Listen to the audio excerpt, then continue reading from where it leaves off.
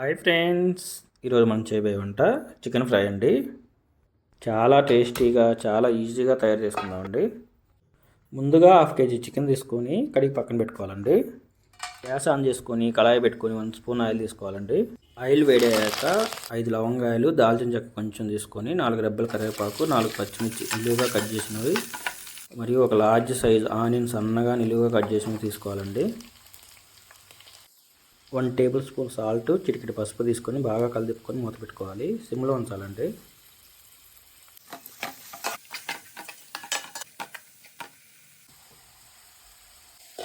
5 నిమిషాలకు ఒకసారి మూత తీసి కలిదిప్పుకోవాలండి, లైట్గా గోల్డ్ కలర్ వచ్చేదాకా.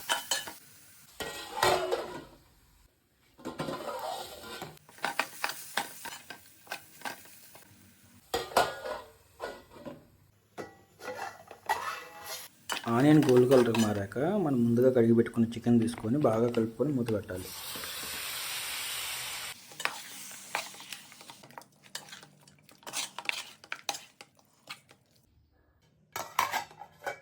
పది నిమిషాల పాటు సిమ్లోనే ఉంచాలండి. ఇలా చికెన్లో వాటర్ అంతా దిగి అదే వాటర్తో ఉడుకుతుందండి. బాగా కలుపుకొని మూత పెట్టి 2 నిమిషాలు సిమ్లో ఉంచాలండి.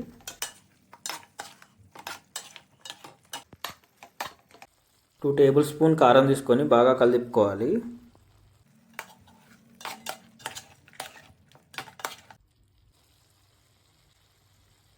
2 టేబుల్ స్పూన్ అల్లం వెల్లుల్లి పేస్ట్ తీసుకొని బాగా కలిపుకొని మూత పెట్టుకోవాలండి.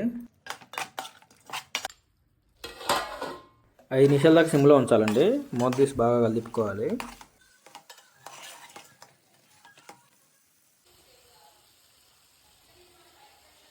ఇలా ఒక ముక్క తీసి చూడాలండి ఉడికిందా లేదా అని.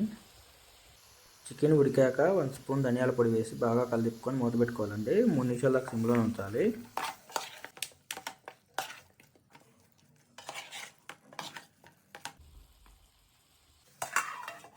మూత తీసి 3 పచ్చిమిర్చి నిలువుగా సన్నగా కట్ చేసినవి తీసుకోవాలండి.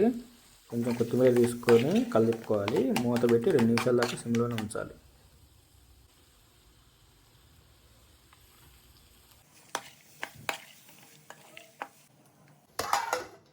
మూత తీసి బాగా కలుపుకోవాలి. రెడీ అయిందండి ఎంతో టేస్టీ అయిన స్పైసీ చికెన్. అన్నంలోకి కానీ పలావ్లోకి కానీ చాలా బాగుంటుందండి.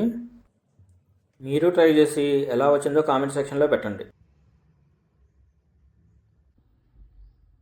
మన ఛానల్ సపోర్ట్ చేయండి friends. Please like and comment and subscribe. Thank you.